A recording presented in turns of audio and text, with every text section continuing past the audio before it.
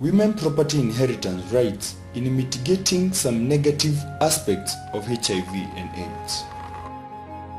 When a husband dies, widows mostly in their early years in life suffer violence, resulting in losses. Well, she is expected to mourn and behave appropriately.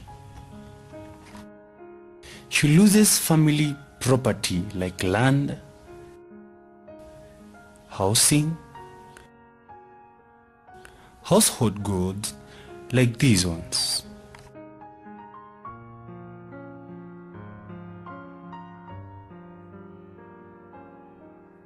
She faces cruel in-laws who have no regard for the well-being of her and her children.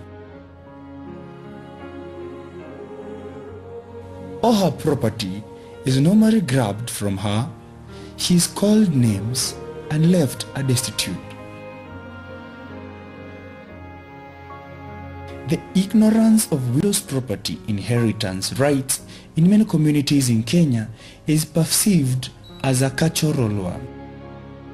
No, all her children should face destitution when her spouse dies, regardless of her age and the cause of his death. Young Widows Advancement Program, that is YWAP, has come out to defend their own against these atrocities that befall widows and their children after the death of husbands and father.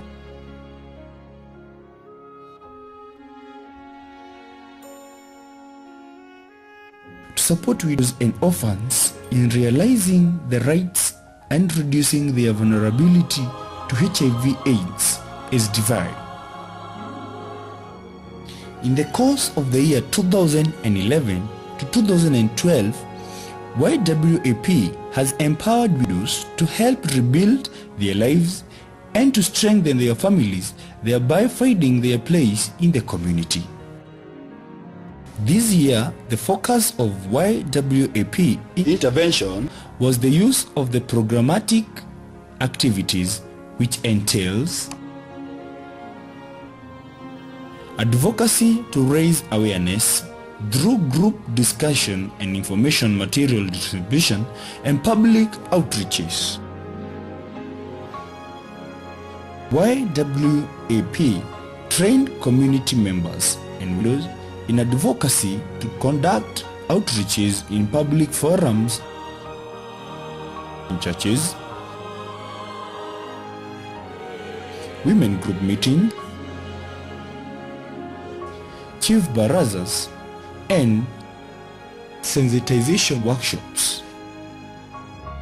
By giving paralegal services through community-based volunteers who conduct outreaches in public barazas. YWAP community paralegal work with the local administration and Kayole Peace Committee. Paralegals sensitize neighbors on the rights of women to inherit property.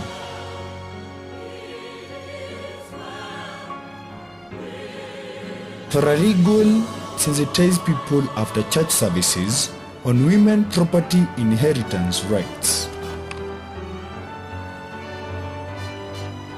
YWAP paralegal visit widows at home to assist them to fill and file P&A forms for letters of administration for husband estate. YWAP conducts sensitization meetings with community members in Embakasi on women's rights to inherit property from husband's estate. Widows hold group meetings to share experiences and learn from each other on coping with losses in life.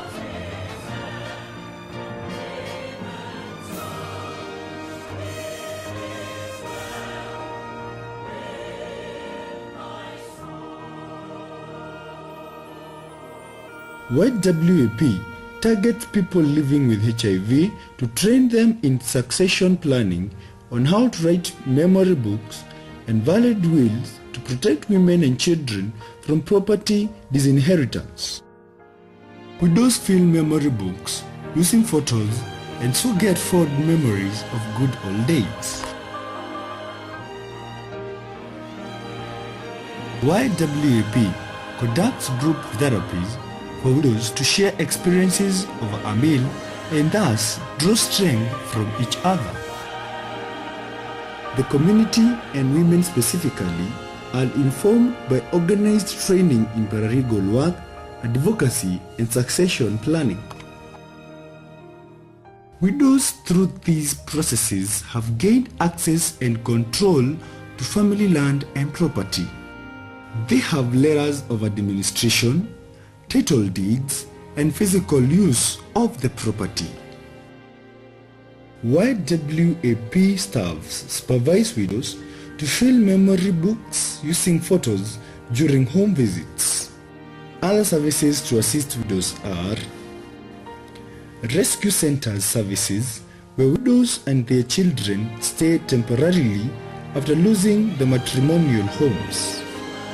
Bereavement counseling, helping widows and orphans cope with grief and other challenges of life that face them after the loss of a husband. Strengthening linkages with networks for referral and collaboration. And finally, assisting widows to get back family land.